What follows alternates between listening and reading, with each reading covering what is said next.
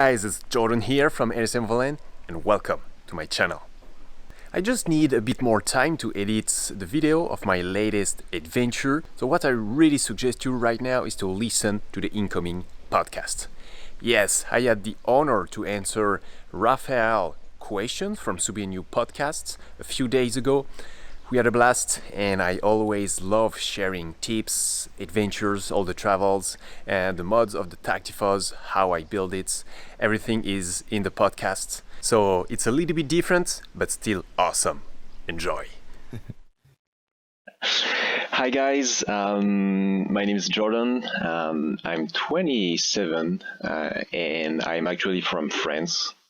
And I'm really honored to be here to do this podcast with you and share a little bit of what I've done, all my adventures with my Subaru, and yep.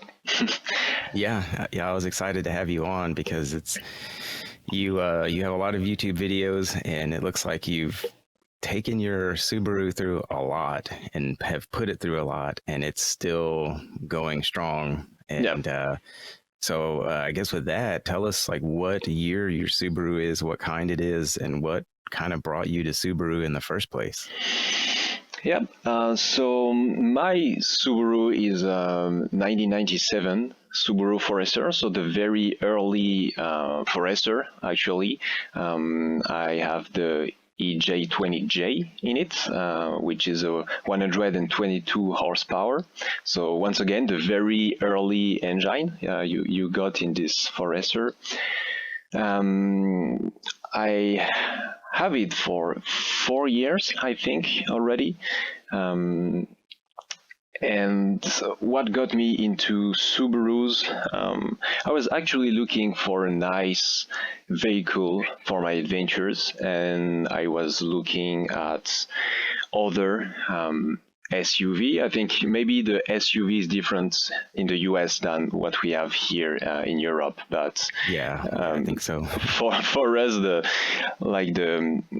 RAV4, X-Trail, and Foresters are SUV. So I was looking for this kind of car, and actually, the Honda CR-V was also in the list. So I was looking at all these vehicles, and at the end, I end up with a good deal for a Forester. So that's why I I got a Forester. Yeah, so you said that was like 4 years ago, right? Yep.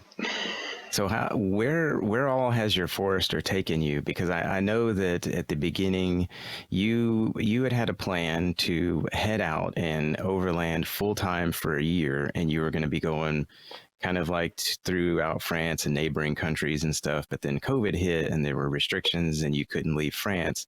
So then what did you do at that point when you decided like, oh, we can't go anywhere now? Yep. So as you say, the idea was to go full-time overlanding with with my Subaru. Sometimes I will say we or our, because I talk as a couple sometimes. Yeah. Because we were two. But we took in 2019, so we started to go full-time overlanding. So we went traveling in Europe, and at the beginning we started with the northern countries like Scandinavia, like Norway, Sweden, Finland, and we reached the northernmost point of Europe called the North Cap with the Forester. And we headed south through Baltic states, a little bit of Poland, Germany, and then we had to get back home. And this took like 5 months.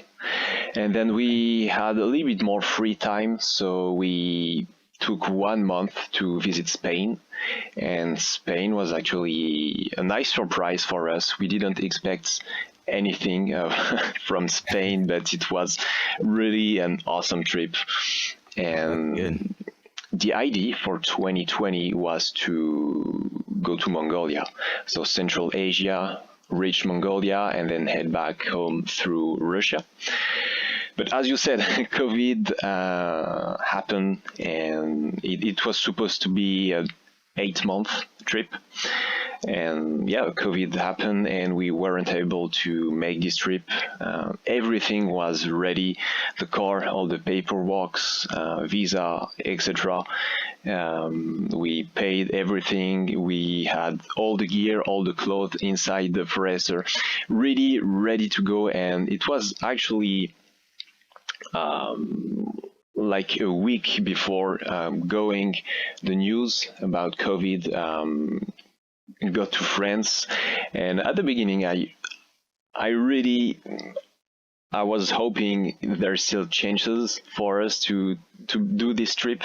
Yeah. And COVID just got to France, to Europe, and at this moment I knew it was over for our trip.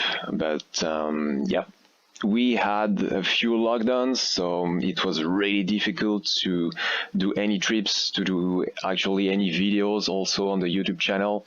It's pretty difficult, but the restriction is a bit, and we were able to do a few trips in France, in the Alps, and in some other forests. So everything was planned, and it didn't really go as planned, but we can say that it's also what adventure is, what overlanding is. But despite that, we were able to kind of make the best of it and still travel, discover more parts and regions of France, and it was still great adventures. Yeah, because I imagine not being able to get to, Mongolia and come back through Russia and all that, that you ended up seeing parts of France that you probably had never seen before, correct? Yeah, absolutely. Yeah. So it did, you still you still reached your, I guess, goal of going overlanding for a long period of time. You just didn't get to go where you had planned to. Yeah. It felt like I didn't finish what I planned, but I think sometime I will be able to do it. So yeah, I would think so. And so when you bought this, was this your first Subaru that you ever owned? Okay. Yeah, absolutely. I had 2 Honda Civics before that. I was a little bit into racetrack with the Civics, and I had a Volkswagen Golf, a variant Golf, and then I had this idea of traveling, so I wanted something more capable off-road, and at this moment, this is where when I look into SUV. Yeah, because I was just wondering, like, where that desire to go off the pavement came from. You just wanted to explore more, huh? And is that something that you had kind of always wanted to do, or is it just something that came about later on, right before you started looking for an SUV? I think it's, first of all, a bit of who I am. I always loved traveling, exploring new places. At the beginning, it was more hiking, a lot by foot. I also love mountain biking, so do a lot of mountain biking, explore new trails, and I always loved that. And when I was in the military, we went overseas in other foreign country a few times, and well, it wasn't traveling, but discovering really new places, really different than Europe.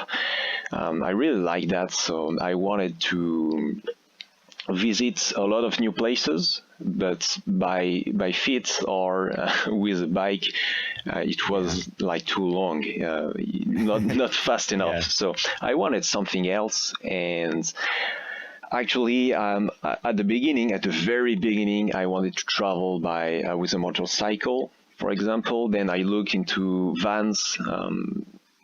Everything with a motor. I was looking into it, and at the end, I saw some overlanding videos with 4x4s, and I thought that's the best compromise between adventure, traveling, and being able to reach really far away countries. Yeah, and also be able to, get you to, since you like to hike on foot, being able to travel to those places with an overland vehicle, then you can get to some places, I imagine some pretty awesome places to go hiking, Yeah. once you're able to get there. Yeah, absolutely. We did a few hike during our full-time overland trip, and yeah, sometimes we needed like the four-wheel drive to get to those places. So Yeah, yeah. So because you have quite a few mods on your Forester, but when you first bought it, did you know that people were modding out their vehicles, and did you originally have plans to do that? How did that come about with all the mods that you have on it? so I had plans to modify the Forester. I wanted to lift it, fit better tires, and especially make all the inside with storage and kitchen setup and all this kind of stuff. I knew because it's also pretty popular in France to do that with like real 4x4 vehicles. But I didn't knew anything about the overland or off-road Subaru community. It's not something that really exists here in France. In Europe, in more general way, in Europe, in the Netherlands, some people do that, or in the eastern countries as well, but it's not really popular. So I didn't knew it was the other people were doing that, but when I really got into it, got my Subaru and start looking for mods on internet, quickly realized that in the US and in Australia, it was more common to do that, and there were a real community with that. Yeah, it's over here. It's pretty amazing how the Subaru community is, and how everybody is just. There's a lot of us, and we're all spread out. But yeah, the community here is pretty amazing, and that was something that I discovered. So, since you started your Instagram page and everything, have you found out that there are actually more people over there in Europe that do have Subarus, or is it still that there's not that many there? There's not a lot, but yeah, I looked deeper into it and figured out that there is more people doing that. A lot are going more on the off-road rather than overland mods on their Subarus in general.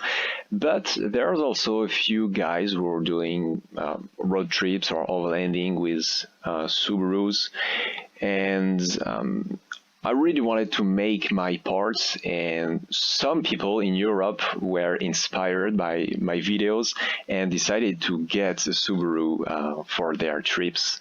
And that's good. That's pretty awesome. So I tried to do my part and kind of create this community in Europe, or at least share the word and say you don't have to have a lot of money to enjoy your trips or get a big four-wheel drive. It's not necessary. You can get a simple Subaru or anything else to enjoy your trips. So yeah, they're definitely very capable of going off-road and landing. They are, and most of the time the owners of other, like I said, real four-wheel drive are often surprised by how capable the Forester is. Yeah, we get that over here too, because there's a lot of, not where I'm at, but other parts of the country, people will hit some off-road trails and they will come across Jeeps and Toyotas and stuff, and they get looks like, what are you doing up here? Yeah. And then they end up making it up to the top, and they kind of like, oh, okay, yeah, I guess you made it, Yeah. But it's like you try to, I guess we kind of almost have to work a little bit harder to earn respect from other builds. You know? Definitely. But yeah, they're very capable. Yeah. Here, most of the time, people don't take us seriously when we are on trails with the Subarus, but yeah, obviously we have limitation on ground clearance. We don't have Of course. huge tires, etc. But we can do a lot. And Yeah, and it depends on what it is that you want to do too. If Yeah. you wanted to do more off-road stuff, then you probably would have gotten a more 4x4 traditional 4x4 vehicle, but for what your lifestyle is, the Subaru seems to fit that, and it meets the needs of what you wanted to do and where you wanted to go. absolutely, yeah. So your Instagram page, you also have a website and a Yep. YouTube channel. How and when did all that get started, and where did the name come from? Because it's ALNSM Overland, correct? Yeah, that's it. It's pretty difficult to pronounce, I guess, and the story behind it is pretty fun actually, because I already had the Forester before starting the YouTube channel. If you check my very first video, the Forester is already repainted, lifted, got tires, the roof rack, I guess. So it was already modded. And the story behind it is when we decided with my girlfriend to go full-time overlanding, I wanted to share this trip with others, but I didn't really knew how. Yeah. And my girlfriend said, "Hey, you can do a YouTube channel, make videos. It's pretty popular. A lot of people are doing that." And at first, I was not so sure about it because I really wanted to. How to say that? I really wanted to enjoy the trip and, putting the camera, record, explain everything you're doing might be for some people, too much to enjoy the trip. Yeah. And I was also thinking about it. And at the end, we did a pinky swear with my girlfriend. And the deal was, she stopped eating candies if I do one video per week. And this is how the channel started, with this pinky swear. Oh, that's awesome. And the name, ALNSM, you were right. It comes from something else. It's a story. As I said, I still do mountain biking, and this is like downhill free ride, kind of hardcore mountain biking. Yeah, And I've seen that.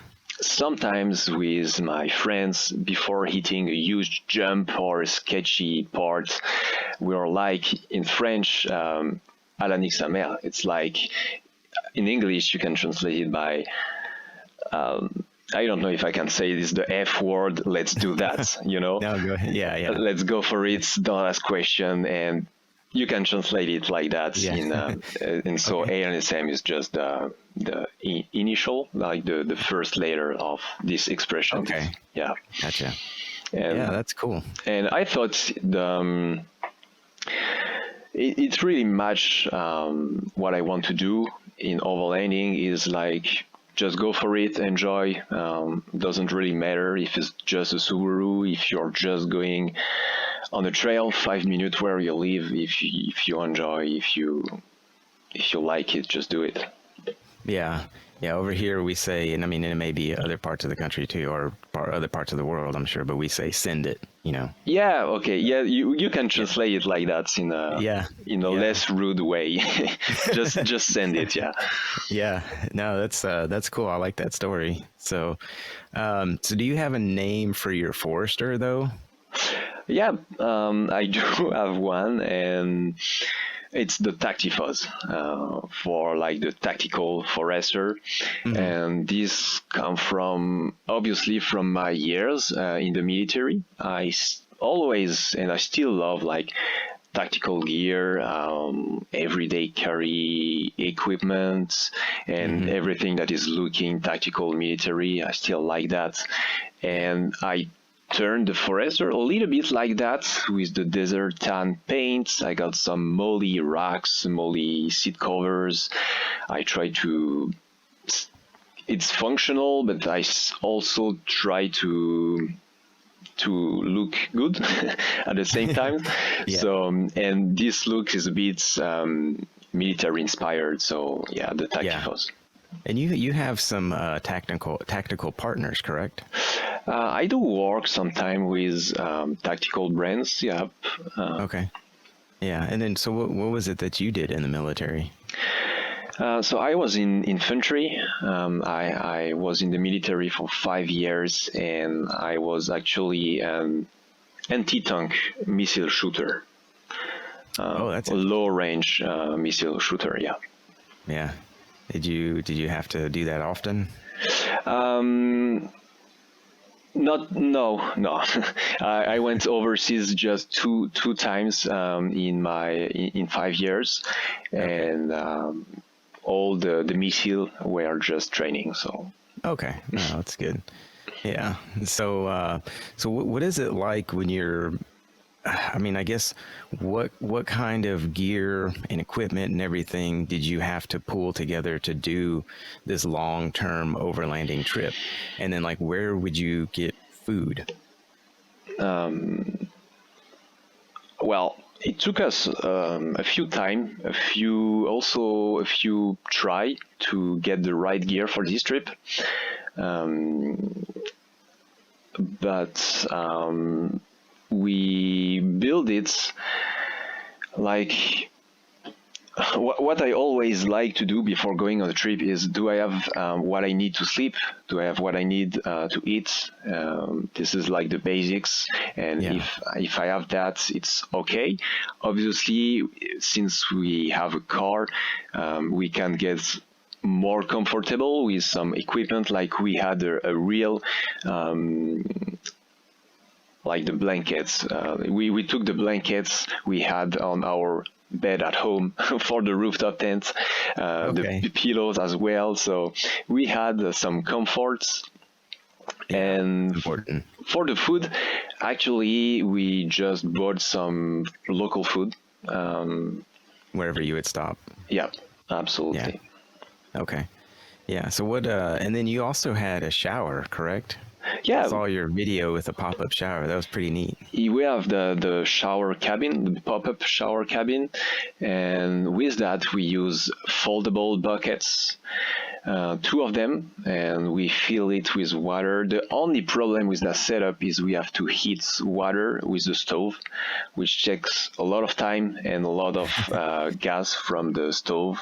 Yeah. So that was the only problem. And then we had a rechargeable on battery shower knob, which was pretty great. At the beginning, we had one we had to plug on the cigarette lighter of the car, and it wasn't really good. So we had Yeah. one. Yeah. You had a distance limitation of like how far you could set it up. Yeah, correct? and the real problem was when you shower, obviously there's water everywhere, and if it's near the car, after that it's mud and it's not really enjoyable. Yeah. Now the pump that you were showing in the video, you set it down like in a little stream. Does I guess it filters the water as it's pulling it through? There is a little foam filter, yeah, on it. Okay. So yeah, you can actually run it directly on the river, something like that. Yeah. And that worked out pretty well for y'all. Yeah, absolutely, it worked well. And my girlfriend were even able to wash her hair.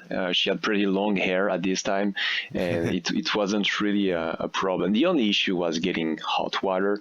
Yeah. And I was the idea to use the car radiator to have hot water, but I've never finished this project actually. Yeah. Yeah. That's okay. So what was the first mod that you ended up doing when you got your Forester? The very first mod, I think is going to be funny, was a dual cup holder on the dashboard. Yeah. I didn't have that, and it's pretty important when you're traveling. So first mod was, the cup holder. Okay. And that was my first mod. So when did you end up painting it? Because that's not the original color. Nope. At first it was green, and I hate this green. This is I can't stand it. My previous Volkswagen was green like that as well. I just can't see this green anymore. So I really wanted to repaint it and make it a bit more unique as well. Yeah. So I repainted it. It was like 3 years ago. It was really at the beginning. It was even stock. It wasn't lifted. I didn't have the 80 tires on it. So it was really at the beginning. I decided to repaint it. So I did that by myself. I actually have a video about that if you need more infos with rattle cans. And yeah. and it took a lot of time. Yeah. How long did that take? I did that in 2 days, but 2 days from morning till the sunset. Yeah. Yeah. Did you sand it at all before that, or did you just paint right over the paint that it had? No, I did sand it a bit. Sometimes the clear coat was a bit messed up on the car and the original paint, so I had to sand it a bit, and I didn't put primer. It was the paint directly, yeah. And after 3 years, the paint faded a bit because of the sun, so the color is a bit different. It's kind of a bit yellow now. I think I'm gonna repaint it, at least put a new layer on it. But in terms of scratches and stuff like that, it's really it haven't moved. Oh, that's good. Yeah. So what was your experience like overall doing this long-term overlanding trip? Like, did you encounter any issues with the Forester while you were out there, or get to any places that you couldn't get through that were too deep or too muddy or anything? In terms of mechanical problems, I had a stuck brake caliper. So actually the two front brake caliper were stuck.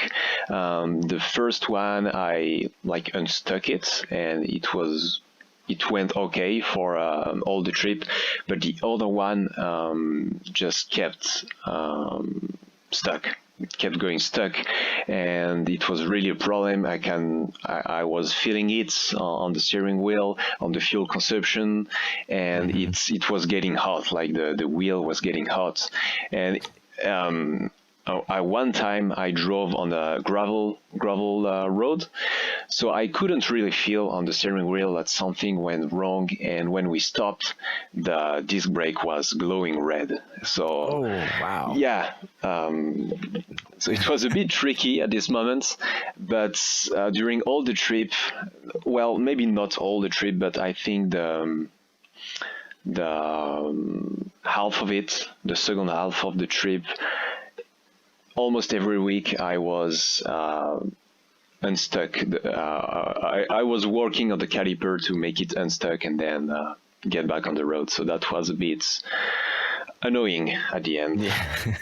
And did you finally get it completely fixed, or is it you still having issues with it? No, when we got back here in France, I changed everything: brake calipers, disc pads, everything's brand new. Oh, that's good. And another issue that could have went wrong was the radiator of the car was starting to leak. It's pretty common, the old plastic radiator that leaks on the top, and sometimes it's just blow and the radiator is done. But I was just checking from time to time. It was leaking, but nothing serious. So that's the only mechanical problems we had. And about trails and off-road situation, we actually didn't have any problem. It was mostly gravel roads. Sometimes a little bit muddy in the forest. Sometimes, like in Spain, pretty rocky and rough and dry terrain. Sometimes a bit technical, but never enough to stop us. Yeah, and I've seen a few of your videos, and it looks like you do, take it on some pretty technical stuff, some terrain, and it does a really good job. Yeah, yeah. I think I'm not actually when I think about it, I'm not really into off-roading. So driving over crazy obstacles and stuff like that is not what I enjoy the most. So that's why our full-time overlanding adventure was more like on soft, so like more soft roading, maybe on gravel roads. Sometimes it was a bit challenging, but not too much. The idea was to travel far away, not. I didn't want it to break stuff, like just to get over. That wasn't the general idea. But I do like. I prefer rocky technical trails rather than big mud potholes. So yeah, I like when it's challenging as well. Yeah, and speaking of mud, have you ever gotten stuck? Yeah, it happened. It's actually one of my video. I got stuck in mud. Yeah, I was watching that the other day. And yeah, it's actually I drove 2 hours to get to this trail, and I drove the trail for 10 minutes, and I got stuck. And it was actually just one side of the car got stuck, so it was off camber, and it was some weird mud that's at the beginning it didn't look like sketchy, so I went real slow on it, like I'm gonna just drove over it, and meters after meters I felt the forester like being into the mud more and more, and yeah, I got stuck. And and then it started to rain. yeah, it started to rain. I was all by myself. I had a shovel and like max tracks, so I tried to recover by myself, and it wasn't a success. Yeah, so how did you get out? I had to call a farmer. There was a farm like 10 minutes away by foot, and I reached out to him and said, "Hey, I'm stuck in the forest. Can you help me?" And he got his tractor and pulled me out. Oh, that's good. Yeah. Yeah, And you didn't have any issues after that, right? no. I had to just wash the wheels, the car, because I have 2 hours to drive back home, and with all that mud, it was like really shaky on the steering wheel, but no problem. Yeah. So for everybody listening, go check out the video. What was the name of it? Like I got stuck in mud. Yeah. Yeah. It's pretty interesting to see. It's a good one. Yeah, especially the way that your Forester was up against that bank to the left, like it was touching the dirt pretty much. I wasn't able to open the door anymore. It was really sketchy. Yeah, no, that was good. And then your max tracks got just completely mudded out. Yeah. The max track also sunk into the mud, and yeah, they were really heavy with all that mud. Yeah. So with what of your I'm trying to think about it. Okay, I'll start that over. Yeah. No worries. So what all mods do you have on there? Because I know you've got the lift, you've got the tires, and you've got the dual cup holder. Pretty important. Rooftop tent. What other kind of mods do you have on it? The list is pretty long, actually. So yeah, as we said, for off-roading, really off-road capacities, I have the lifts, the 80 tires. I got heavy-duty suspension springs on the back for all the added weight. I have skid plates, pretty important as well, on the front and on the rear diff as well. Very. And I think for real off-road capacities, that's it. Every other mod is more focused for traveling, overlanding. So I have the rooftop tent, obviously, on a kind of custom roof rack. I have a honing as well. I have the spare tire carrier, which is maybe what I love the most about my Forester is the carrier on the back for the spare wheel. And I wanted Right. to do that because I needed place, some storage place inside the Forester, so I couldn't put my spare wheel anywhere else. Yeah, not on And the roof because of the tent. So yeah, so it was my only option, yeah. and it's looking good as well. So. Oh yeah, yeah. I like the way they look. So in the inside, I have storage. I have a big drawer for storing all the camping gear, essentially. Behind the passenger seats, it's a big box. Well, it's not box. It's not plastic box. It's a real box made in wood, Yeah. nicely integrated to the setup for all our clothes. And on the back, we also have a kitchen setup. We can just slide out, and if we want, we can remove entirely the kitchen and like put it under the awning to cook if it's raining a lot. Oh, that's cool. Yeah. They have a name in the US. I don't remember the exact name of this kind of kitchen. But Okay. anyway, we have this kitchen setup with dual fire stove, dual burner stove. Nice. All the kitchen utensil, plates and stuff like that. And above the kitchen, we have another drawer for food, all the food. Now, do you have any kind of refrigerator? Oh yeah, I don't use it a lot when I'm just doing small trips here in France, but I do have a fridge which is on top of the big drawer, 12-volt fridge. It's a 28 liters. It's not gonna speak for you, I guess, but Yeah. it's not a very big one. But for two people, it's enough, I guess. Yeah. So fridge is part of the system, and because of the fridge, I wanted more capacity for electricity. So I have auxiliary battery on the back, which is plugged on the main battery, so it gets power when I drive. And I also, because sometimes we stay like 2-3 days on the same camp spot just to enjoy, chill, relax, do some laundry, and yeah, sometimes the small battery, the small auxiliary battery wasn't enough, so I added a solar panel to get it charged when we are camping for a few days. Okay. Now, you said that you would do laundry sometimes when you stop. How do you end up doing your laundry? Sometimes just with water. Well, we were in Scandinavia, so water is everywhere. We have lakes everywhere, so that's really it wasn't a problem. Most of the time we used eco-friendly. How do you call that? Detergent? Yeah, Wash- detergents to Yeah.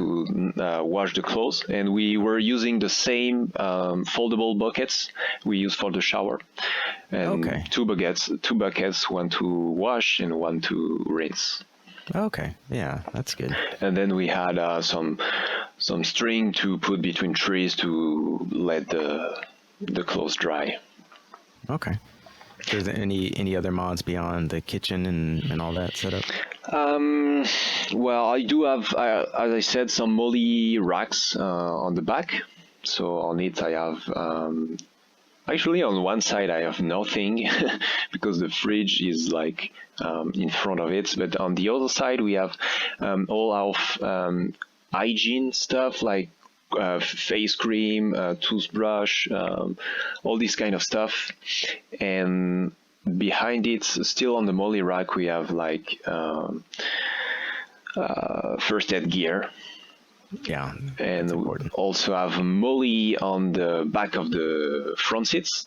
Once again, with some camping stuff like knives, like a little handsaw, hatchet. I also have a trauma kit, which is nicely accessible. And for mods, I think that's it. All transmission is stock on my Forester. On the engine, I have the snorkel, which can be some kind of engine mod, but Yeah. that's it, I think. And is it a manual or an automatic? Oh yeah, that's a manual, Oh, 5-speed manual with the low range gear. nice. Yeah. Yeah. It's fun driving manual because I ended up getting one for mine. Yeah, And yeah, yeah, it's more popular here in Europe, driving manual cars. But so yeah, I'm more used to manual than automatic. But yeah. it can be more challenging while off-roading sometimes. Yeah, I when I took mine to Colorado for the first time and was hitting some trails, and I was having to get up and over some little mounds. Having a manual was a little challenging, especially being the first time I was trying to do it. And Yeah, my son was like, "What is that smell?" And I'm like, "That's my clutch." I was yeah, trying to get up and over it. So, but once I got used to it, then I got a little bit better at it. yeah. So, Well, we get used to it, and then the low range gear really helps on trail. yeah. Yeah. And do you plan to add any more mods to your car? Or are you good with what you have? I think it's a bit of both. I think I've reached like it's an right now it's an adventure ready vehicle. Like I can take it and go wherever I want. I just have to pack food and water, and I'm good to go. So it's really ready to go. It have everything I want, but there's still a few things that can be improved. I would like to get nice alloy wheels, especially because they are lighter.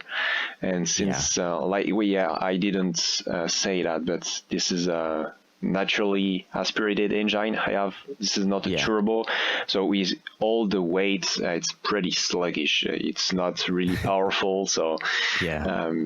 maybe yeah, getting alloy wheels for the look and the weight should be good. I would like to build a custom roof rack as well, like low profile, kind of like the Prinsu. I would Yeah. like to build one by myself. That would be great. Maybe I still have drum brake on the back, Oh, yeah. so it will be a nice upgrade to put disc brake on the back. Mm-hmm. And I saw that off-road coilovers are getting a bit more popular for our Subarus, so I was thinking maybe upgrading the shocks, Yeah. something I have in mind, but So yeah, there's still more that you can do with it. yeah, there's always more. Yeah. So when you first bought it, how soon did you get your rooftop tent? Because I know having a rooftop tent can really kind of change your camping game. Yeah. You know, did you get it pretty early on, and were you camping with a regular tent before that? I got the rooftop tent pretty early in the Forester build, so I never camped with the Forester without the rooftop tents, but before in my previous Volkswagen, I camped a few times with inside the car. I was sleeping in the car, Yeah. and it's not something I really enjoy. It's you don't have a lot of place, and if it's not nicely organized, you have to throw all your stuff in the front seats to have a place Yeah. to sleep. And I think it's not really clean, like with all the dust you got during the day. Everything is inside the car, even if you can see it, there is a lot of dust, a lot of stuff. So I had the rooftop tent pretty early. I really wanted to test it, and I deep down I really thought it was a good option for me. I think it's not the best option for everyone. You have to try by yourself, that's for sure. But for me and for us, because my girlfriend was part of those adventures as well, it it totally match our way of camping, and we love that. And actually, my girlfriend was really happy to have this rooftop tent for our trip because it was really comforting. Like it felt like a little house to a really comfortable and secure little house to sleep in the wild. So I think it's a good option, and we like it, and I don't want to change that. Yeah, and as much as y'all, I'm sure, get out, it makes it really convenient because then you've got all the storage for everything else that you need. And like Yeah. you said, you're not trying to sleep inside your car. You know, you don't have something extra to take out and set up on the ground. You're off the ground, Yep. which I'm sure is, really nice. And so has it held up pretty well, folding and unfolding, over and over and over again? Yeah, we didn't had any problem with the rooftop tent. Yeah, maybe except one, actually, at the very beginning of our trip, and the strap to close it real tight because we leave our bedding inside the rooftop tent, so you have to get it real tight to then put the cover on it. Mm-hmm. Yeah. And the very first day, the strap just broke. Oh, no. So we weren't able to close it nicely. Mm-hmm. And hopefully, I had other straps to fix it. But the tents, because we did that twice a day, so it was pretty long, and sometimes a bit frustrating when it was raining. You have to close the rooftop tents under the rain, and we also have the annex under it, so it was a lot more work to fold the annex and to throw it on top of the rooftop tent to close it. So it's a lot of work, and sometimes when the weather is not that great, you feel like it's a struggle, but at the end, it's still a good setup, and I was happy to do this trip with a rooftop tent. Yeah, no, that's good. So how long did y'all kind of talk about doing this trip? And was it kind of your idea that you wanted to do it? And was she, excited to go do it too? Yeah, that was a big subject for us. At first, it really was my idea. I had this idea before meeting her, and when we met, I say to her, maybe next year I'm gonna leave for maybe a year to travel. I said that at the very beginning of our relationship. It was important for me, and what I said is, if you want, there is another seat in the car. You can come. It's an option. Yeah.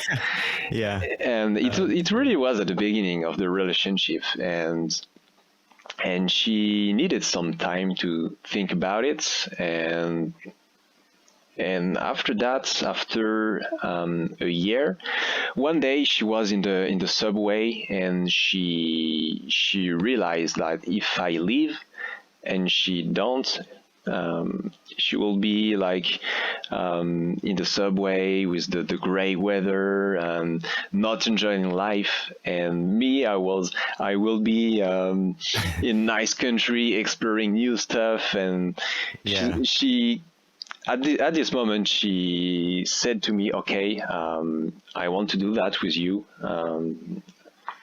And she just needed 1 year, like, to get everything sorted and to get prepared, and to also put more money, to be able to do this trip comfortably.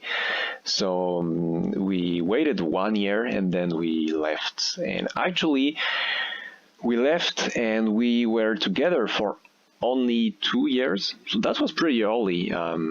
Yeah. We in the relationship, we in those 2 years we didn't live together. So it's also was a challenge for us as a couple. Yeah, and that's a big commitment to, tell somebody, hey, yeah, I will go off with you for a year overlanding and be just out on the road, and the time, to prepare for that. And I mean, it's good that it worked out, Yep. And so how did you two end up meeting? Actually, it was at the end of my military time. We were on what we have in France because of the terrorist attack. The military are actually on train station in front of buildings, church, protecting those kind of buildings and where there is a lot of people. And I was doing this mission in France, and well, you do the work, and sometimes you are off work, because you work for 2 hours and then you are off for 2 hours. So I had some free time, and I was on dating app actually, and we met on the dating app in France. Yeah, That's good. Well, it's worked out. and actually my profile on this app was a bit adventurous. I like to travel. I love the outdoor. So the very first thing she said to me was, where are we going? Like, where are we going to travel? Yeah.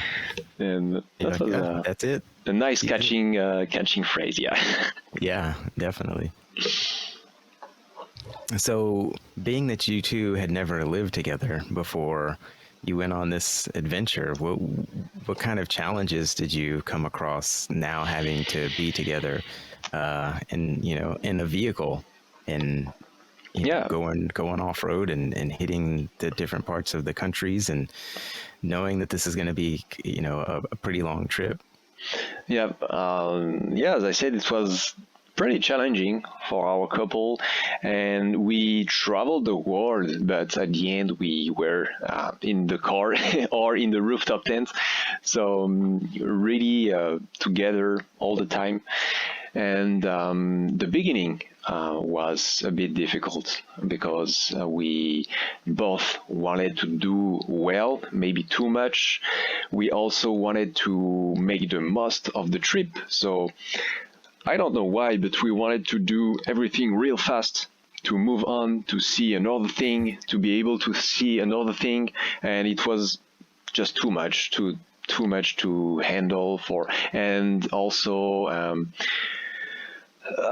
it's camping, so you have to fold the rooftop tent, you have to get the bed prepared, you have to cook, to do the laundry, all kind of stuff, and in a camping way, so sometimes it's not really easy. We also had our cats with us, so we had to take care of the cat. It was new for the cat as well, so sometimes he was a bit stressed, so we had to take care of him. And all of that put together at the beginning, plus it was super hot, like 30 degrees Celsius, not Fahrenheit, but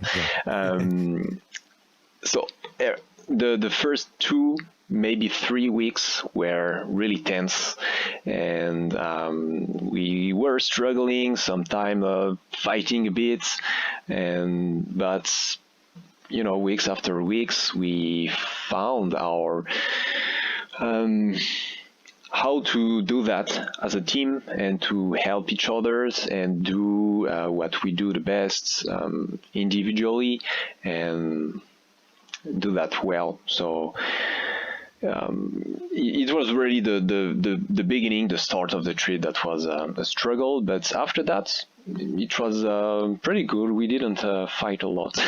Yeah, but I mean that's a really good way though to kind of discover ways to come together and work together, and then really grow as a couple, because you're kind of forced to be together for a long period of time. So that's great that you kind of found your rhythm and everything together. Absolutely, yep. And doing that, we were sometimes both out of our comfort zone, and it's at this time that you really see the people in front of you when they're out of their comfort zone, how they react, and as a couple, it really bonds us together.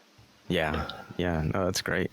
So it's for people that are listening, like what is your idea of overlanding? Because I mean, I know a lot of people here, but I know there's also new listeners to the podcast that they're just getting into the Subaru community. So what does overlanding mean to you? I think general definition of overlanding is also my definition, is like traveling with a vehicle, more or less outfitted. You can overlanding with not a lot of gear, with just a stove and a tent, with a normal car. That's also overlanding.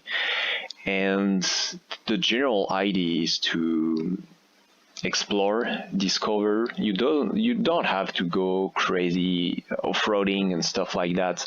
It's not the goal of overlanding. I think overlanding is a way of traveling in a vehicle, being self-sufficient, and yeah, sometimes, most of the time, trying to reach wild, unknown places. So that's why we choose 4x4s. But Yeah.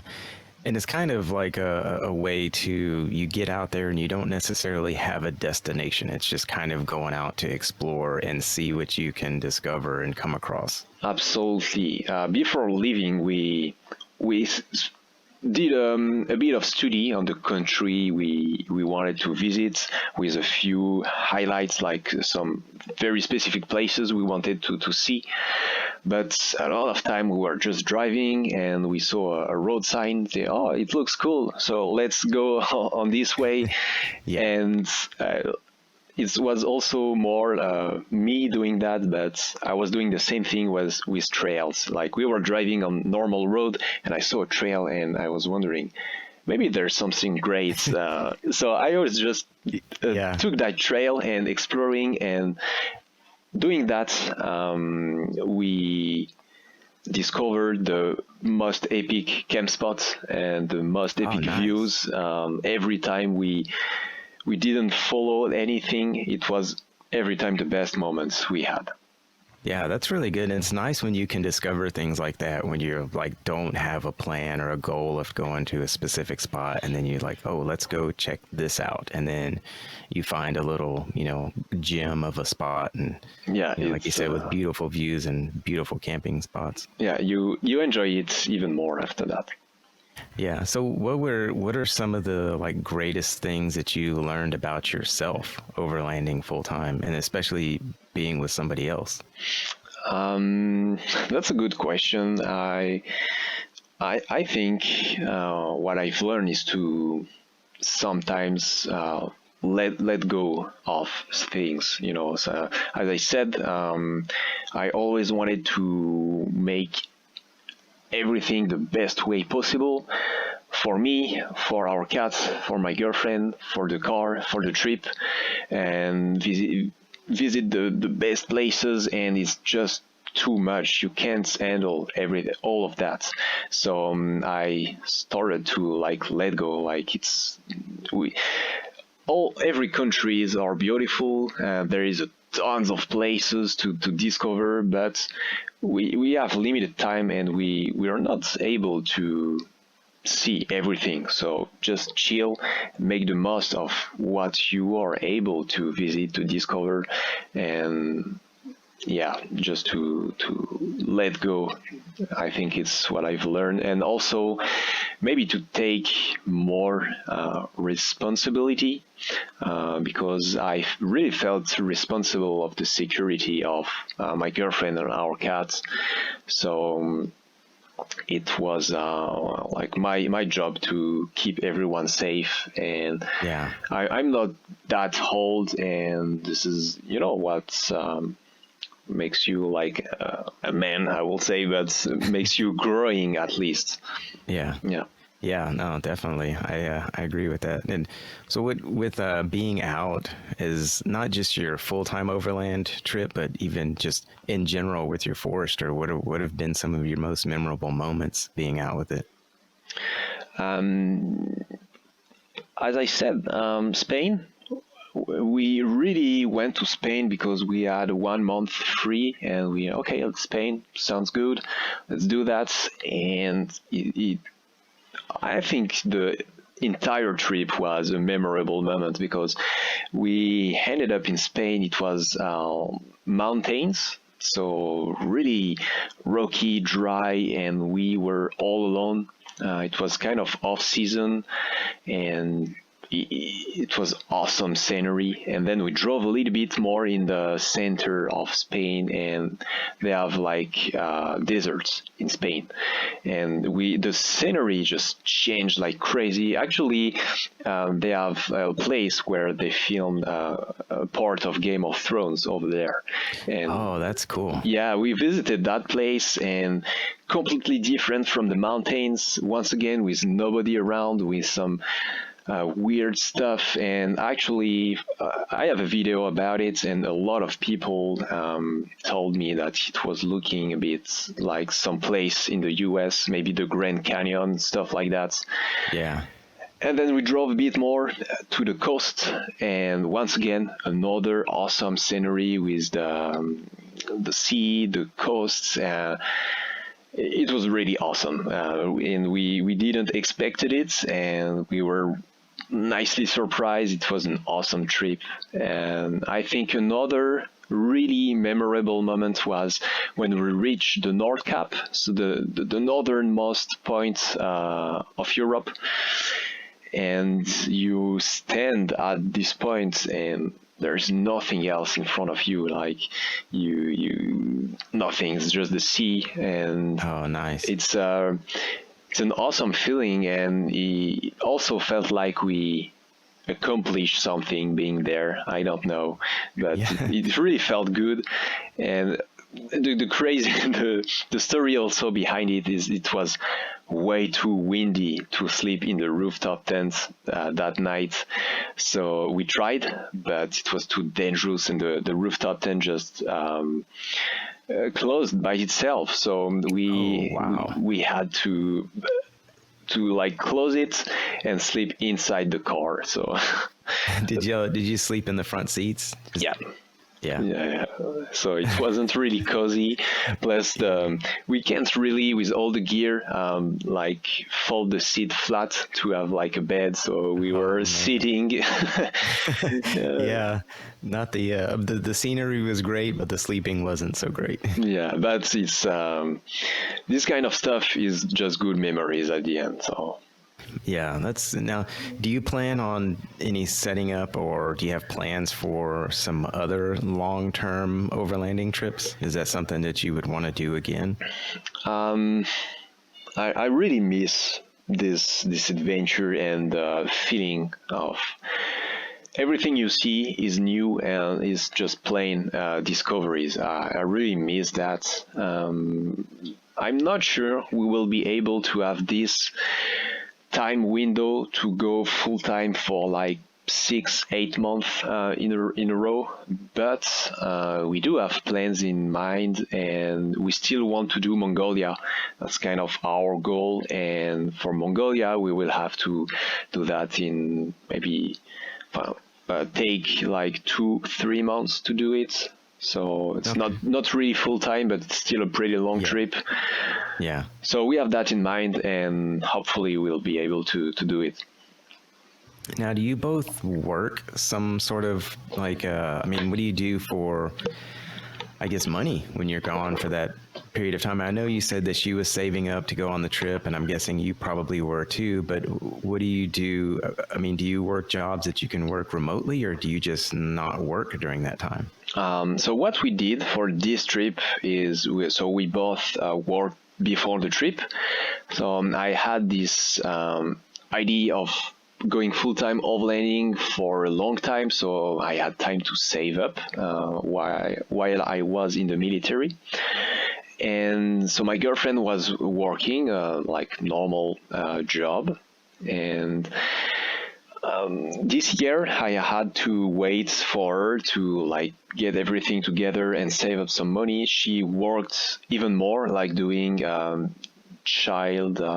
She was like, keeping child. Yeah, like a childcare. Yeah, childcare, and also the same but with pets to have even more money. And me, I worked as a mountain bike technician, like mechanic, for a few months to get even more money for the trip. And now that this trip, this overland trip is over. We are both now working full time on normal job. So during the trip, it was just on savings, and we didn't work during the trip. Okay, yeah. So, and then it probably wasn't very costly during the trip, I guess, because you would just have what, food and gas, right? Or did you have other expenses? Did you have any unexpected expenses while you were out? Let me think. No, I don't think so. But yeah, we just had to buy food and gas, as you said. The only thing is Norway, it's really expensive, like maybe twice as France, maybe 3 times more expensive. And we had to take a lot of ferries to cross the fjord, because actually the roads in Norway it's really like mountain roads. It's small roads and you drive really slow, and it's a lot of kilometers to drive across the country. So it was still pretty expensive. We were a bit like we spent too much in Norway, let's say that, because even food, and we didn't expect that. We heard that it was expensive, but we never thought it was that expensive. Yeah. But yeah, despite that, we sometimes maybe 3 times, I guess, in 5 or 6 months, we went to camping or hotels to have a bit more comfort, or to have more Wi-Fi to upload videos. Yeah. Sometimes to just work on the videos with like electricity, unlimited electricity, or sometimes, because in Norway we had 23 days of consecutive rain, so we weren't able to do the laundry. Well, we could make the laundry, but to make it dry, it was another story. Yeah. So sometimes, just get a dryer in campings or, accommodation like that. And we bought like data for the fun to upload videos as well. So that was all our expense. But that's it. Now, what did you have, like a camera that you were doing your videos with, or do you do it with your phone? No, I do have a camera. This is a Sony Alpha. Okay. 6500, and with a little mic on top of it, and 2 spare batteries, and that's it. I also have the like an action cam. This is the Osmo Action, which is great to film, with different angles, and on the outside of the car. Obviously a tripod. I also have a mic to record the voiceover, and that's it. And you did all of this in the forest, or while you were out there, huh? Yeah, editing videos in the annex of the rooftop tent, or sometimes just in the wild. I just put a table and working here. That was pretty fun to do, but it takes a lot of power, like the laptop, so it's a bit too much for the aux battery. So I'm able to work maybe 1 hour with the battery, and then 1 hour on the aux battery, and then it's done. And editing videos takes more than 2 hours, so sometimes we needed electricity to edit videos. So what would you say that you miss the most about being out there? It's this feeling of that everything is new, everything is a new discovery. It's I don't know how to express that, but it's really a feeling that I had during the trip. Everything, it's just adventure. Like you know nothing about where you are, about the locals. You don't even know where you're gonna sleep the night, and this is pretty exciting. And when you find a spot, a nice camp spot or anything, it's everything is awesome, and you just enjoy it. Like we were driving, it was just normal roads in Finland, but with a lot of reindeer and all the trees, the colors, the lakes. It was just awesome to drive on that road, and honestly, if I could drove those roads for hours and hours, it wasn't a problem. Like I was enjoying driving on those normal roads, and it was so enjoyable. So. Yeah, so I mean, you obviously enjoy getting out and seeing nature and exploring different places and stuff, but do you also just enjoy driving your Forester, period?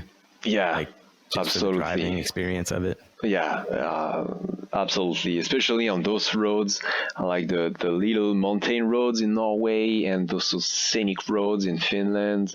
I just love that, and the Forester is nice to drive as well. And actually, Lizanne don't drive a lot, and she, like in 6 months, she drove for 45 minutes. And those 45 minutes, I was like, what I am doing in the passenger seat, that's so weird. And so yeah, I like driving, even if it's not overlanding, like even to commute and to get to point A to point B in the normal life. I would say I love driving. So yeah, I think for overlanding you have to love driving, because it's like necessary. Yeah, we did also to reach the Scandinavia. We wanted to, like, it was highway driving, so we wanted to do that fast, but you also do a lot of highway driving sometimes, so it's part of the trip. Oh, of course. Yeah, to get to certain places, I imagine you'd have to. Yeah. So if there was somebody that was interested in doing some overlanding, even if it's, like not super long term, but long enough to take some gear with them, what would you recommend that somebody take with them at minimum? I think the most important is mosquito repellent. Yeah, take that with you. It's gonna be really useful. We have the Thermacell. I think you have that also in the US. It's mosquito repellent that works really well. So I definitely recommend that. Then I think you have to go to think the same way. I think, like, you need the basics to eat and to sleep, maybe to shower as well, and you need at least the basic gear for that. So a nice sleeping bag or blanket, gets at least a stove. It doesn't have to be a big Coleman stove. It can be just a single, like, hiking stove. Can do the trick.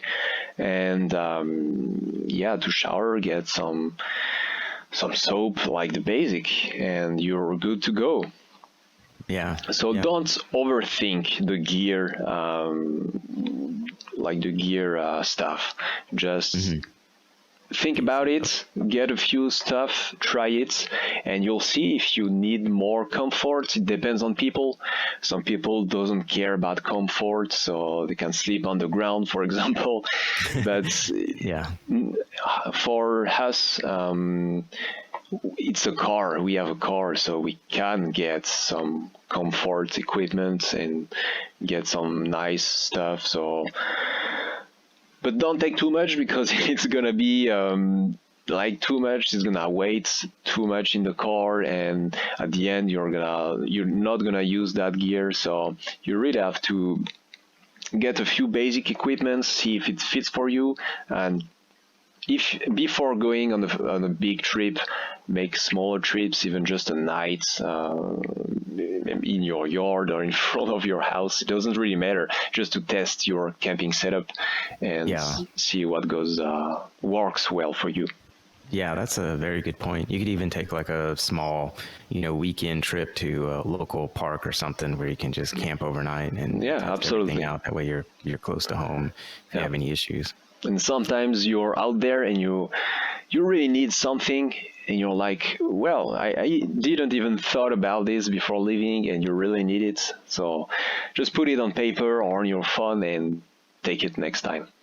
Yeah, no, it's a good point. Yeah. Do you have any like crazy stories from being out there of like anything that happened? I mean, the one where the wind blew the tent, over, that's kind of a little crazy with all the wind, but do you have anything that's like that happened that's like a little wacky?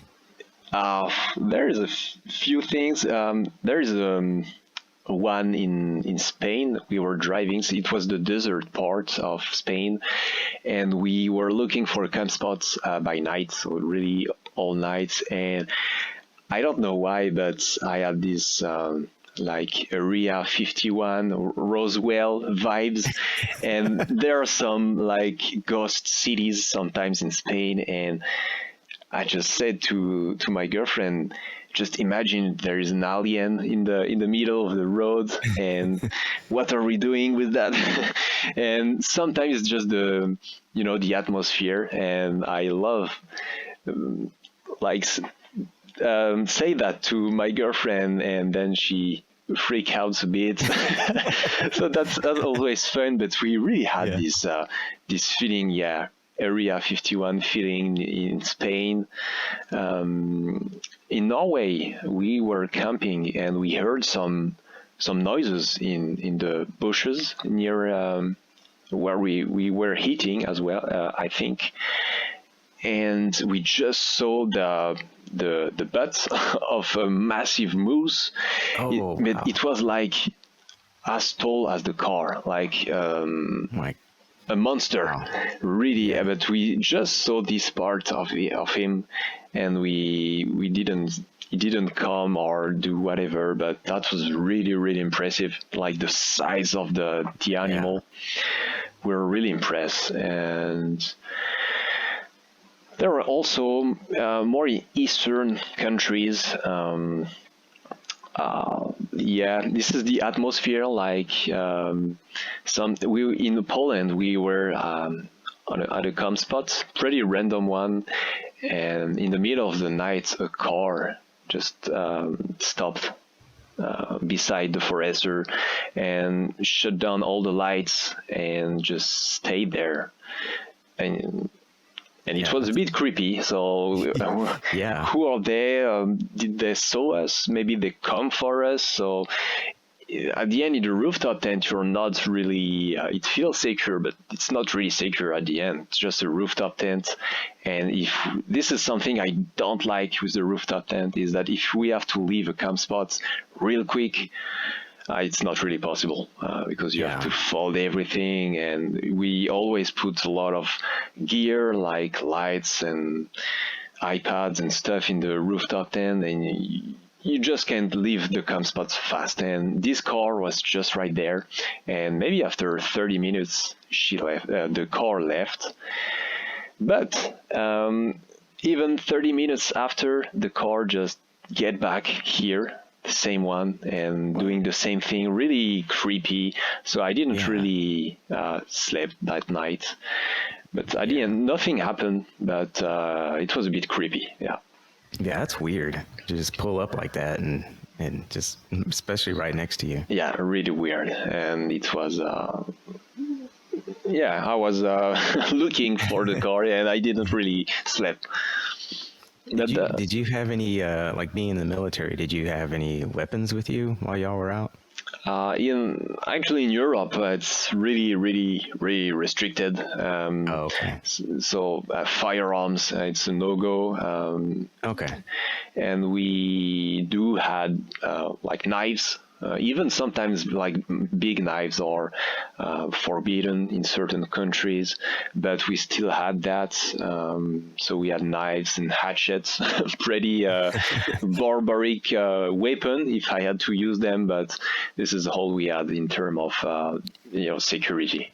Yeah, well, I'm sure you had them to cut wood and brush and stuff, huh? Yeah, it was useful for the trip, but if we had to use it, this is all we had. Yeah. Yeah. So, are there any places that you know of that if you could travel there with your Forester and go like overlanding or exploring, is there anywhere in the world, like if money didn't matter, time didn't matter, and you could go explore, is there a spot that you would want to go to? Yeah, obviously, finish our trip to Mongolia. I would Yeah. love to do that. I think we're gonna do it, but um, it, it's a part of the world that is still wild. Like it's not like our occidental cities and stuff. It's really wild and massive nature with nothing around. So I really want to visit Mongolia. That's for sure. Um, and there's also a place like South America. I would love to travel there. It seems like beautiful, and maybe everything like British Columbia, Montana, all the Pacific Northwest is Yeah. a place I really, really love, and I would love to visit Overland, explore over there. That will be awesome. And have you ever been over here before? Um, I've been in the US, but just in New York for like 10 days. Okay. That's my only experience in the Okay. US, yeah. Yeah. Not a bad place to be. It was fun to see another city like this in the US, really different than the cities in France. Yeah. But I want to see more nature and wild areas of the US. Yeah. So you have your YouTube channel, but then you also have kind of like a merchandise, don't you, for your, I guess, overlanding adventures? Yeah, I started to offer some products. So I have like T-shirts and hoodies and stuff like that on Teespring, which is a solution to easily offer products like that. So they take care of everything, like printing the shirts and send actually the shirts.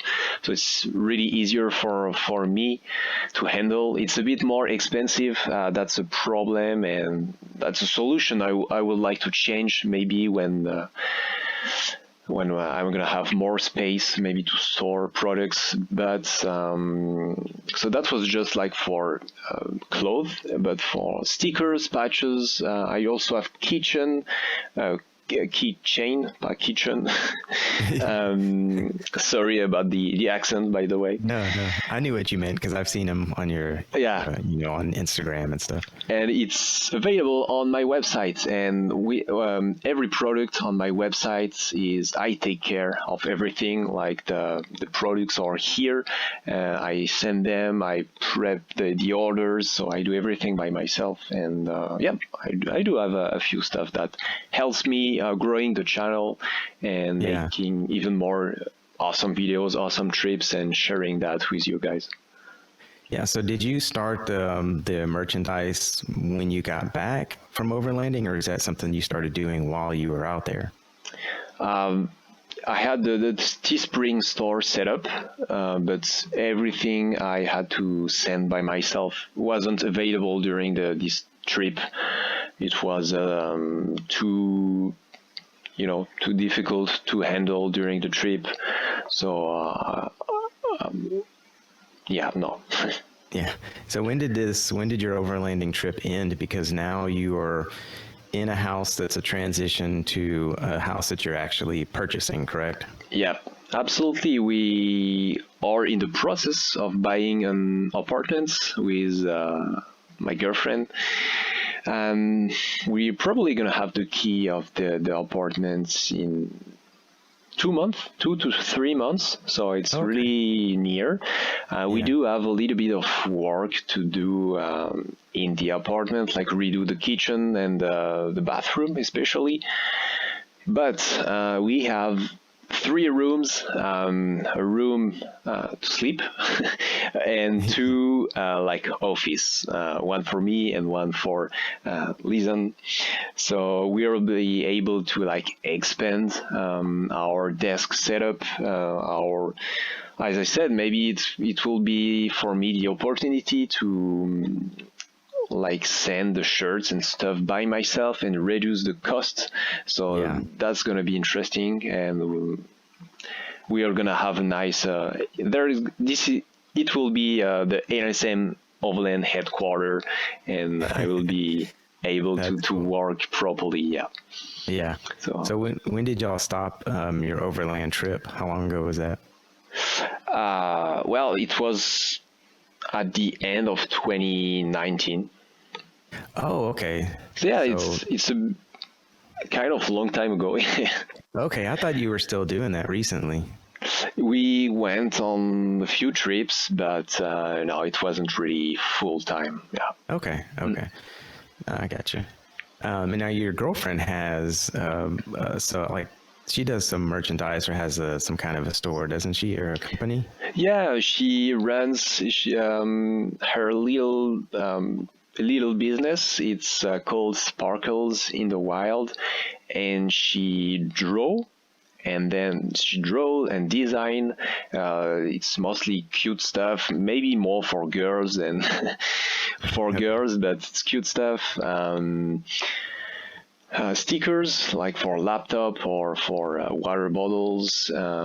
She have a few patches as well. She do like it's called stationery stuff like bullet points, journal, and this kind of stuff. Really cute and colorful stuff. And she started that after,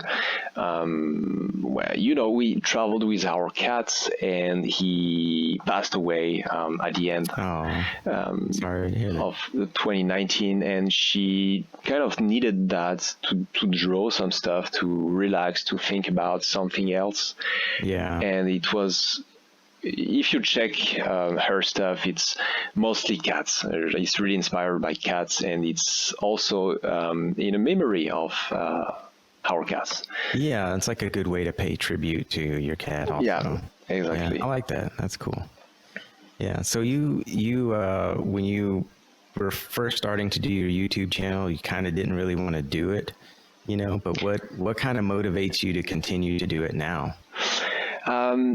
Really, it's the community I built around ALNSM Overland about the channel. I had really positive feedbacks, and my fear at the beginning was that I wanted to do that in English, because to reach more people, and not just reach the US, but even in Europe, nobody speaks French. So I think it made sense to share everything in English. So, but I really feared that like maybe people will make fun of me, or don't understand what I wanted to say, or I don't know. I wasn't sure about the way of doing it, and at the end, I had a lot of positive comments in the video. People send me messages, emails to say, this is awesome. You inspired me to maybe to get a forester, or you inspired me to just go camping with my girlfriend, or you inspired me to build my own in kitchen drawer setup. And I really had tons of messages like that, and it's awesome because I also was inspired a lot by what I saw on YouTube, especially Expedition Overland. It was a huge inspiration for me, and I wanted with that YouTube channel to give back, and in my turn inspire other people with what I'm doing. And I had some feedbacks, and it works, and people are getting inspired by my videos, and this is absolutely awesome. And I feel like when I get messages like this, I feel like I accomplished my mission. Yeah, and it gets you more excited too about what you're doing and wanting to continue to do it. Because it's the same thing for me with a podcast is, I'll have people message me and say, thank you for doing the podcast. I listened to it. I decided to pull the trigger and buy a Subaru, or, I wasn't sure what kind of mods I should get or what I wanted to get. And I heard about this on the podcast. Yeah. So yeah, I totally get that. It's like when you hear all this positive feedback, it just makes you want to continue doing it more and more. Yeah. And, as far as like your accent and everything, I know for me personally, and a lot of people over here, like we like the European accents. We like. Oh, really? So, okay. yeah. And you've been doing a great job too. So just to let you know. Yeah. Thanks. I actually try to have some kind of American accent, but I'm French, so I think all my R are pretty like. I have a good friend in the Netherlands that is always laugh a lot when I say forester, because I say that you don't say that, like the emphasis on the word, and the R in the forester is definitely not pronounced like that in the US. So I can't. I can't do anything about it. Yeah, no, that's okay. I mean, there's, it's like, it makes it interesting to listen to also, because Okay. the way that you pronounce certain things, it's like, I know what you're saying, but you do say things differently than we would, but it makes it for an interesting, I love listening to, any kind of British accent or Australian or European or whatever. It's just like, it's kind of captivating in a way. Okay, that's fun, and I think sometimes my accent is influenced by what I hear. So sometimes I look at Australian videos, so they really have a strong accent, and I think sometimes I get for certain words accent from Australia, sometimes from the US, sometimes maybe from the UK, and sometimes maybe from like people who doesn't speak, like I got accents of accents, if you know what I mean. So it's I combine all of this, and it make what I do. So yeah, definitely. So how would you say that? I mean, because you went from basically street cars to a Forester, Yep. or a Forester, and how would you say that owning your Forester has changed your life? It's this ability of I can travel anywhere with it, and having this adventure ready vehicle really opens opportunities. Like if one weekend I don't know what to do, I can jump in it and go on an adventure, even if I didn't plan anything. And I really love this vehicle because it's with this vehicle that we did our overland adventure. So it's also a lot of good memories, and it really impacts my life in a positive way, and it still does. So I think it was the good decision to get a Forester and travel with it. And if you can do it, just go for it. Yeah, because I mean, you can buy any car and drive. You can get out there, but when you buy something that is off-road capable, you can drive anywhere and then more. Yeah, it opens possibilities. Yeah, absolutely. Yeah, I mean, it's just because like when I was thinking about when I went out to Colorado and I was hitting these trails with some people, like it was pretty technical, and I was thinking like, there's no way I could have gotten to these awesome, beautiful spots in a regular car. Yep. With some of the stuff that had to go over, and so it was cool knowing that I could do that in my car. Yeah, absolutely. Actually, when I had my Volkswagen, I started to put a roof rack. I tried to lift it, and I was already sleeping in it sometimes, and I was going on hikes with it, etc.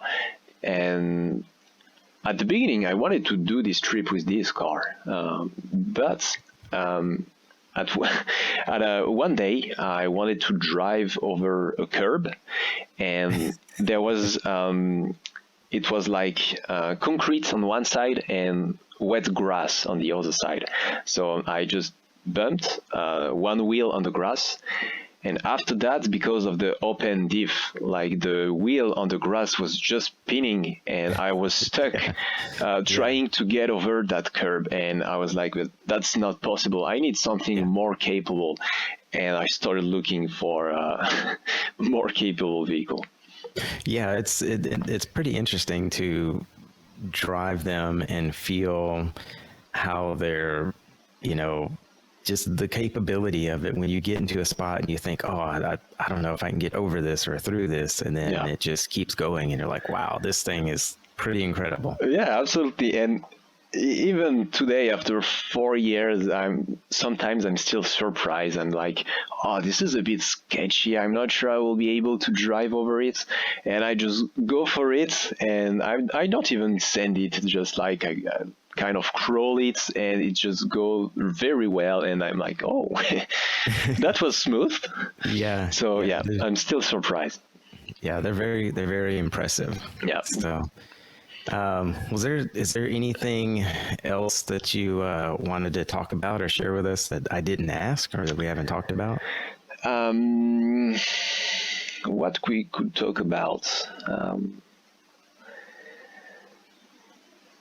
No, I think we talk about pretty much everything. Maybe because we talk about Subaru and Forester, but there you have a Crosstrek, for example. Yeah. There's the Outback. You have to make a choice, and this is a question we see a lot on Facebook. Should I go for a Forester or an Outback or a Crosstrek maybe to go off-roading, overlanding? And for me, I choose the Forester because the Outback was too expensive on insurance. Actually, the Forester is cheaper on insurance, and I also like maybe the more SUV look than the Outback. Yeah. And I choose the very early version and the non-turbo because I wanted to have the most simple setup to work on it if we have a problem on it in the other part of the world. I can make a quick fix because it's basic mechanic. So that's why I didn't went for a turbo version. And Crosstrek. Actually, the Crosstrek here in Europe is called the XV, it's just two letters. It's just too modern and recent, I think, for me. Yeah. And it's also not really powerful. It's like here in Europe, I don't know how many firsthand horsepower you have in yours. Gosh, I don't know. It's like, I don't even know. It's like in the 130s, I think. It's pretty low. Okay, here in Europe, the engine we have, it's 116 horsepower. So it's even less than the Forester. So it was a no-go. Yeah. Yeah. I mean, I chose mine because I saw a Crosstrek back in 2013, and I kind of, had never seen one before, and ever since then it was in my head. So I had wanted one, the last few years, and I'm like, that's what I'm going to get. And I wanted a manual because I missed a driving manual. It's just a lot more fun. Yeah. So that's why I got mine. And I wanted to be able to go off-road, get off the pavement. Yeah. Yeah. Subarus in general are a good option for that. If you don't plan to go really hardcore off-roading, Subarus are gonna do like 90% of what people does in their Tacomas or Land Rover or etc. Because during our trip we saw a lot of people doing pretty much the same thing, traveling like that in those huge 4x4s, but if it's not for like the space inside and the weight capacity, you don't really need such capable and expensive as well vehicle. So it's definitely not necessary. Yeah, you see some that you can tell with all the mods and everything that they have that they've put a lot of money. Yeah. I was looking at the beginning at like those real 4x4 here in Europe. We have like the Land Rover Defender, which is pretty iconical. There's also the Discovery. We have Land Cruisers as well. That's pretty popular. And the aftermarket parts are crazy expensive. Insurance is crazy expensive, and the car itself. Because they are people love them and want to buy them, they cost a lot. And today a Land Rover Defender is I can't even afford one. It's way too expensive. So it's crazy. And something also maybe for people who want to go overlanding and doing on trips, the money you don't spend on car insurance and gear, you can spend it on gas and adventure. So yeah, exactly. This is what I thought while looking for a car, and this was just too much money just for the car. And I knew I wasn't going into hardcore off-road stuff, so I don't need that, and that's why I went for the Forester, and I bought it for like $1,000. So wow, yeah, it was a good deal. That's amazing. Yeah, I mean, for everything that you've described, it fits your lifestyle, and it gives you everything that you need for what you're wanting to do. So absolutely, and vehicle. At the end, I absolutely not regret that choice, and I love the fact that it's a tiny vehicle. So here in Europe, sometimes it's like even hiking trails we are driving on. So it's really narrow trails, and having such a tiny vehicle really helps here in Europe. But I can understand that if maybe you have pets or maybe your family, kids to go with you, it can be a bit too tiny in space. Yeah, no, good points. So, I didn't have any other questions. If there's anything else you wanted to say or something, I guess we can kind of wrap it up. But I want to thank you for your time. I know it's later there for you than it is for me because it's a 7-hour difference. Yeah, it's not that too late, so that's okay. But thank you for having me on this podcast. I really appreciate it. You're welcome. It's always good also to share in different parts of the world, because what you do in the US is very different than what we do in Europe, and I think we can both get inspired and get a few things from the other side of the world and make it work for us. For example, my kitchen is inspired by what they do in Australia, so I think it's always good to share with others, especially share on the other side of the world, and enjoy the community, the Subie community you have, which is pretty awesome. I talk with a few of you on Instagram when I can, and it's always good vibes, good times. I see all what you do all together, some meetings, some trial rides, and helping each other on building cars, and that's really awesome. And I think I miss that here in France. So. Yeah.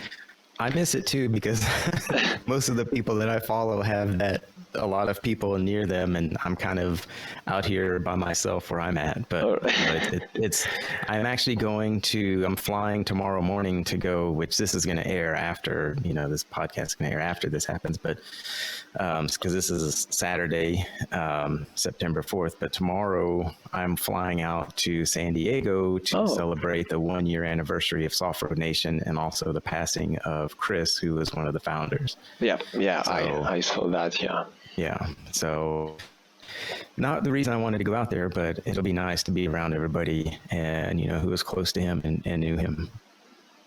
Yeah. So, and one of the persons that's going to try to get there, his name is Daniel. He goes by Freedom Foz, and he's the one that connected you and I. So I want to thank you, Daniel, for that very much. Yeah, thanks, Daniel. Yeah, and he said he wanted to say thank you for your military service. No, okay. It was actually my pleasure to do that. So. Yeah, well, good. And I think that's it. If you maybe want to check out my videos, it's on YouTube, ALNSM Overland.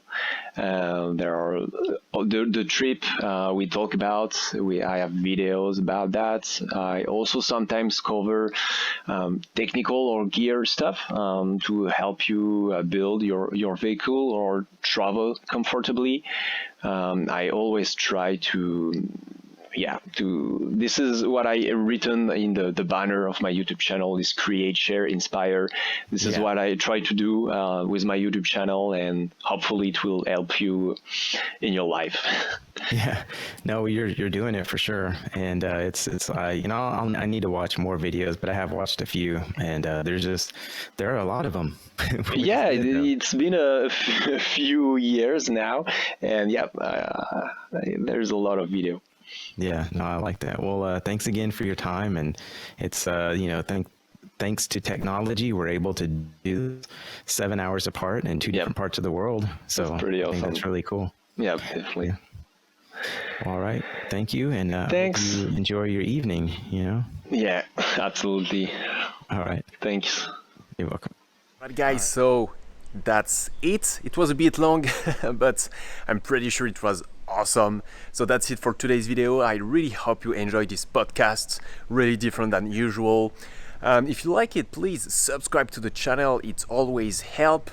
If you like the podcast, maybe we can do more. So let me know in the comments. Feel free to check my Instagram account, Facebook page. If you want to maybe support me in another way, I also have a Patreon page. And by the way, Raphael from Subie You podcast also have a Patreon page. So if you want to support it as well, you can check out this as well. Thank you guys for watching. See you next week.